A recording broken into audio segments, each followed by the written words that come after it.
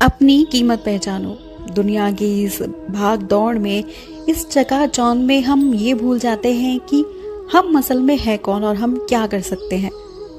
ऐसी बहुत सी जिम्मेदारियां होती हैं जिनके चलते हम ये भुला बैठते हैं कि हम में भी ऐसी कोई प्रतिभा है जिसके चलते हम दुनिया को अपनी मुट्ठी में कर सकते हैं। आइए सुनते हैं इसी के ऊपर एक रोचक कहानी। एक आदमी ने भगवान बुद्ध से पूछा, जीवन का मूल्य क्या है? बुद्ध ने उसे एक पत्थर दिया और कहा, जाओ और इस पत्थर का मूल्य पता करके आओ, लेकिन ध्यान रखना इसे बेचना नहीं है। वो आदमी पत्थर को बाजार में एक संतरे वाले के पास लेकर गया और बोला, इसकी कीमत क्या है?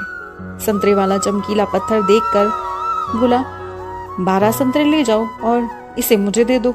आगे एक सब्जी वाले ने उसे चमकीले पत्थर को देखा और कहा, एक बोरी आलू ले जाओ और इस पत्थर को मुझे दे दो।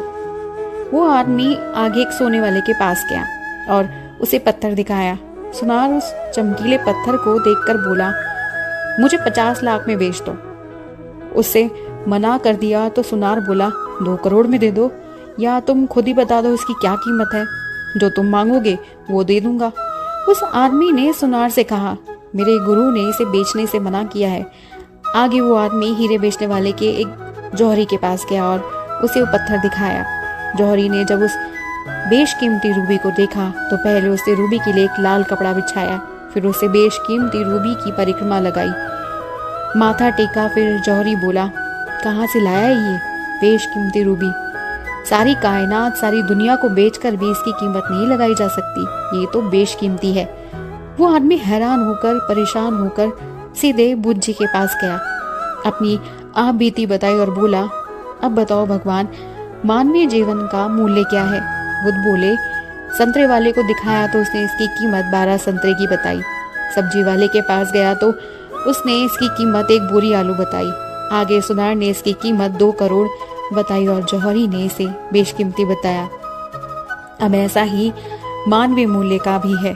तू बेशक हीरा है, लेकिन सामने वाला तेरी कीमत अपनी औकात, अपनी जानकारी, अपनी हैसियत से लगाएगा।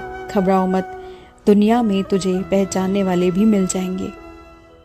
इसीलिए कहते हैं, दुनिया में आया हर वो इंसान बेशकीमती है, क्योंकि वो खुद एक भगवान की संरचना है। बस कर्मों का फल जरूरत है। जिंदगी में बहुत जरूरी है कि आप दूसरों के साथ अच्छा व्यवहार करें, हर किसी की परेशानी को समझें।